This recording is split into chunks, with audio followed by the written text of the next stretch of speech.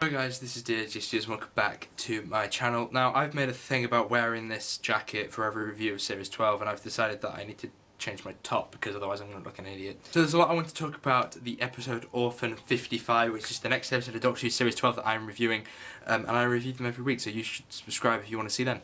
So, this episode, I imagine that there's a Twitter war brewing currently about that ending, so we will get to that later. But I think that I will talk about all the good stuff, then I'll talk about all the bad stuff, and I do have quite a few bad stuff. Overall, I think this episode was actually rather great. I felt like the pacing was splendid, and I never felt bored during the episode. It did feel like they were just running the entire time, but I'm kind of fine with that, because it meant that we never got, dull, but I think it was also kind of a way to make us not think too much about the plot, because they were just constantly running.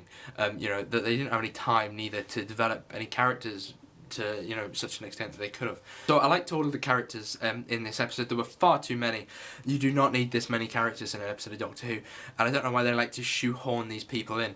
But I was kind of glad when they started killing them off, because it meant that you can make these creatures come out more scary, even though their deaths were not actually that dramatic in the long run. Some of them literally kind of just walk into it, which I thought was silly. I think the creatures themselves are really quite beautiful in a rather creepy way. They look great, because I imagine the amount of, I'm going to say prosthetics, but I don't have a clue about anything to do with costume or makeup.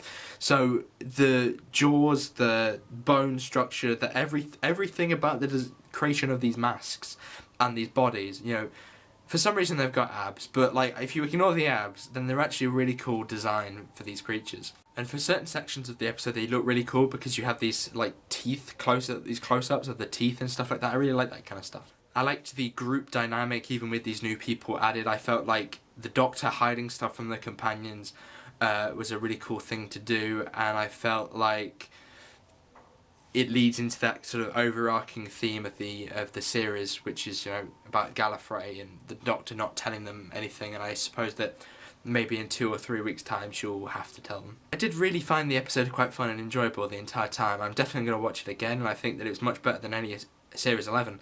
Well, most of Series 11. Okay, so some of the negative stuff, the big negative stuff, I felt like there was too many characters. Also, one of them is cats, but if you just painted on a mustache to one. The budget for this episode must have been so small when you've got lady that basically just drew on whiskers and Jay from the Inbetweeners with a wig on. And I think that some of the characters were actually rather underused, because they could have used them to much better ways. The old couple were quite interesting if they used them better. Why is that man having oxygen strapped to him? What is the purpose for being there? What are they escaping from? They could have done something really cool with that. You could have created really cool backstories to these characters, but they were too busy running that they didn't do that. Speaking of these people, right, nobody's gonna, in a week's time, gonna say, oh, do you remember that character from Doctor Who, the Benny bloke? Do you remember him? He's really cool. Because no one's gonna say that, because he's around for about 10 minutes, wants to propose, which I think is kind of cute, and then dies off screen. He's shot off screen, in fact. And his girlfriend is extremely irritating. I think that the most interesting thing about her is the way that she says his name. So what I want you to do is imagine this piece of paper is the themes of global warming during the episode, right? And then I'm really up for Doctor Who being political in the terms that, making their stories relate to our real world. And I think that's a pretty cool thing to do in a sci-fi show, to relate it to Earth. But it is a sci-fi show at the end of the day, so you have to be sci-fi-like. And I'm afraid this episode was too explicit in its political message. So Doctor Who has always been political. Many episodes of Doctor Who have, featured very small hints about, a message that was relating to our regular world, which is fine. But then you get to this, and it's almost like they have the Doctor quite literally look at the camera and tell you that global warming is bad.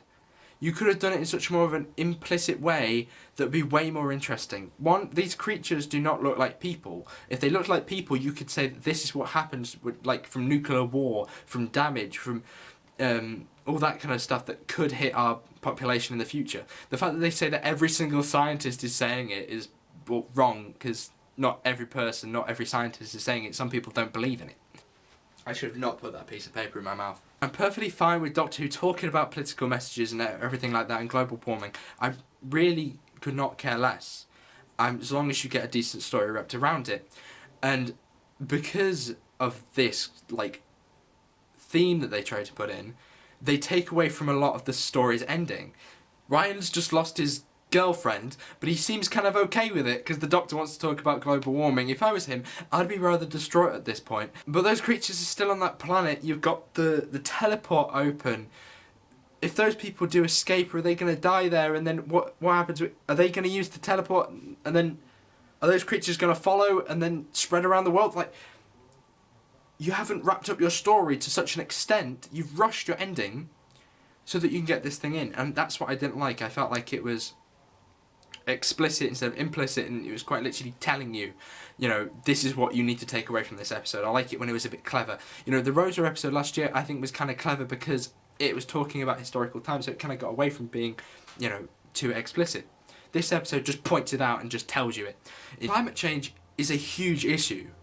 If you don't believe it, then, well, you don't believe it, and I can't really change your opinion. If you do believe it, then it's something that you have to change. That's why protests and so much stuff happens to try and change it, but we don't have solutions, which is part of the problem. This is not a new thing as well. We see this in the news, we see this on other TV shows, other medias. Doctor Who doing it is not something groundbreaking or new, and it's not really generating awareness because people see it on the news every day. It's a piece of topical conversation now. My parents and I were actually talking about it earlier for no reason.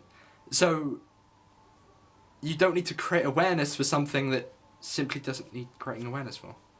Well, to most people, I think, anyway. So that's, I suppose, my side rant over. Anyway, thank you guys very much for watching. Hopefully you did enjoy this video. If you did, make sure you give it a like, subscribe if you're new. Hopefully you liked Orphan 55. If you did, put it down in the comments. And if you didn't, you know, tell me why. So thank you guys very much for watching, and I shall see you soon.